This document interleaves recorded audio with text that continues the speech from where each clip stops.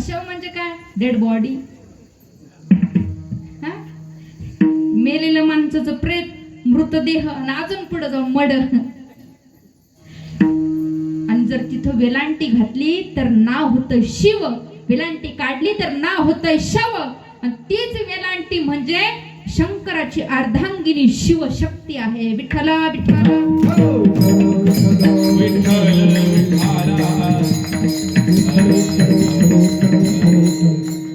म्हणून आपण सेवा करा, जरूर करा, परमार्थ करा, पण आवडीनं करा, सवडीनं करा, भिडेनं करू नका. काय काय लोक भिडेनं कीर्तनाला येतात, काही आवडीने येतात, काही सवडीने येतात. आता आवडीने जे येतात ना, इतका चेहरा प्रसन्न सुंदर, त्यांना वाटतं की तिचं कीर्तन संपू नये. आवडीच्या लोकांचा विषय बरं का. काही काही सवडीचे असतात, त्यांना कोणतरी घेऊन आलेलं असतं. ते म्हणताय लय थकलोय आज, आज काही सवडच होत नाही, उद्या येईन उद्या, नाही तर मग डायरेक्ट शेवटच्या दिवशी कांद्याला सवड काढून येऊ. ठीक आहे, हा 2 नंबरचा वर्ग. तिसरा वर्ग तो भिडेनं येतो. भिडेनं म्हणजे भीड लोटत नाही. समोरचा म्हणतोय चल ना कीर्तनाला, नको रे उद्या येईन, उद्या येईन. त्याचा उद्या पर सप्त्यापर्यंत उद्या येतो, तेव्हा त्याचा उद्याचा दिवस उगवतो बरं का. हा भिडेचा परमार्थ काही लोकांचा असतो. मग ती भिडही अशी असते, एक मावशी दुसऱ्या मावशीला म्हणते, ए सखूबाई, अगं चाल ना ग कीर्तनाला, अगं 5वी माळा आहे, तू 4 माळे झाले, एक सुद्धा कीर्तनाला नाही, अशी कशी बाई तू?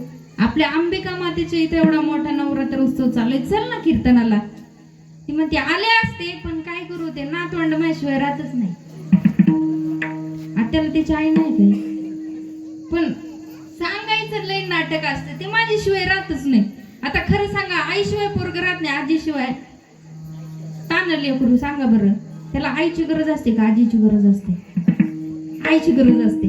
पण हिला यायचंच नाही ना, म्हणून आपलं काहीतरी सांगायचं, तरी पण हे ऐकत नाही. चाल ना ग सखूबाई, अशी काही करते ग येड्यावानी, चाल ना, पण मी आहे ना जोडीदार, तुला काय करायचं? नको बाई, कीर्तनात लय चप्पली चोरी जातात. मागच्या पण कीर्तनाला असंच गेले, सप्त्याला एवढी माझी नवी कोर चप्पल गेली, त्याच्यामुळे मी काय बाई येतच नाही.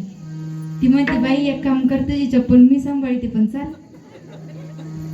मग ही म्हणते ठीक आहे, चालतं, चाल चाल तर चाल. मग अशी लुटीत लुटीत लुटीत इथपर्यंत आणलेली.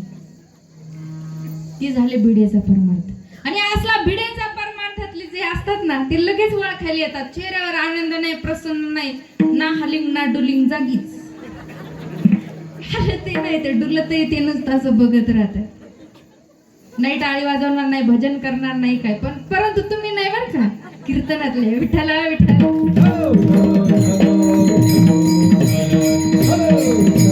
तुम्हाला आवड नसती तर तुम्ही इथं आले असते का बरं? आवडीचा परमार्थ मी फक्त बोलून एक सांगितलं, कारण कीर्तनामध्ये थोडासा विनोद करावाच लागतो, तोही साजेसा असावा बरं. उगाच कुठे नाही बुडबड करायची. तो बसला पाहिजे, दृष्टांत त्याच्यात बसला पाहिजे, त्या चरणामध्ये ते साजेस झालं पाहिजे, तरच त्याला शोभा येते. विनाकारण अभंग एक निवडायचा आणि बोलायचं एक. कसा अभंग सुटायचा?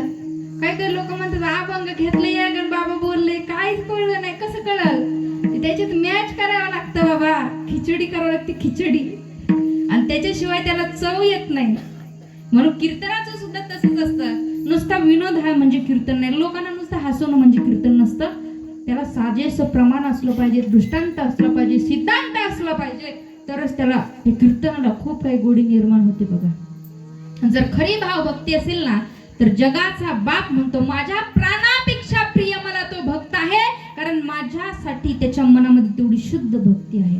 ओवी आहे, तेही प्राण परोते आवडते मज निरूते, जय भक्त चरित्रा ते प्रशंसिते. मला ते भक्त खूप आवडतात, जे माझ्यासाठी मनोभावे भक्ती करतात. म्हणून आपली भक्ती ही खूप खूप खूप शुद्ध असावी.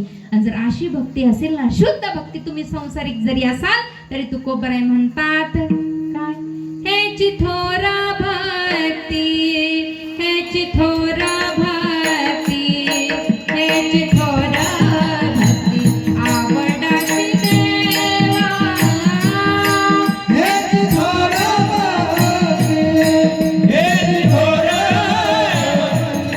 हेची थोर भक्ती आवडती देवा हेची थोर भक्ती हेची थोर भक्ती हेची थोर भक्ती आवडती देवा हेची थोर भक्ती हेची थोर भक्ती हेची थोर भक्ती आवडती देवा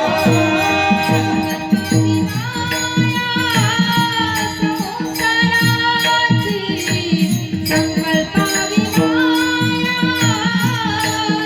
संसाराची हे विले आनंदे हे विले आनंदे हे विले आनंदे कैसे रहावे हे विले आनंदे हे विले आनंदे हे विले आनंदे कैसे रहावे संकल्प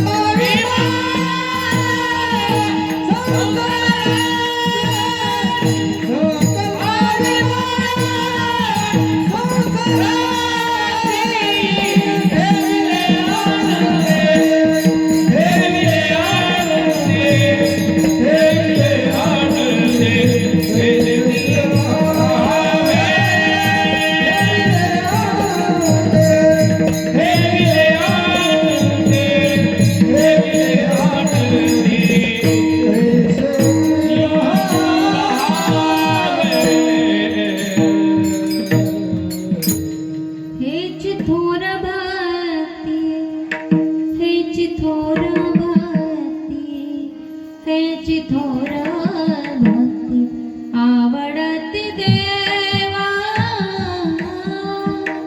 ती भक्ती देवाला आवडते कोणती संसारावरील प्रेम काढून देवाच्या चरणावरती अर्पण करण्याच्या क्रियेला खरी भक्ती म्हणतात मग संसारावर आपलं प्रेम किती आहे आणि संसार करता करता आपण देवाची किती भक्ती करतो हा प्रश्न आहे मग तुकोबारांनी तेवढी भक्ती केली का केली एक सोडून दोन बायका होत्या लेकरं बाळ होते संसार होता सगळं काही संसाराचं बंधन होतं तरी सुद्धा त्याच्यापासून विरक्त होते बाजूला होते संसारामध्ये दिसण्यासाठी होते पण असण्यासाठी त्यांचं चित्त होतं ते म्हणजे जगाच्या बापाकडं अखिल कोट ब्रह्मांडाने एक पांडुरंग परमात्म्याकडं मग त्यांनी काय केलं प्रेम केलं देवाच्या चरणावरती अर्पण केलं